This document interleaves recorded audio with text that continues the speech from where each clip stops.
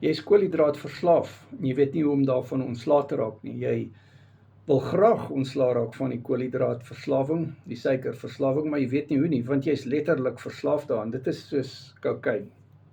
Ja, jy is verslaaf daaraan. Maar karnivoor kan dit vir jou oplos.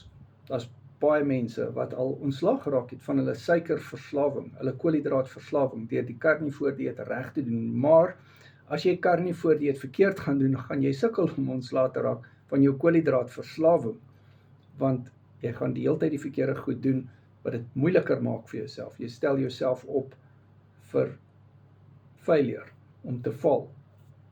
So, what's up my carnivore keto coaching, doen dit reg, en raak ontslae van jou koolhidraatverslawing, jou suikerverslawing. Dis 'n fisiese ding, dis 'n biologiese ding. What's up my?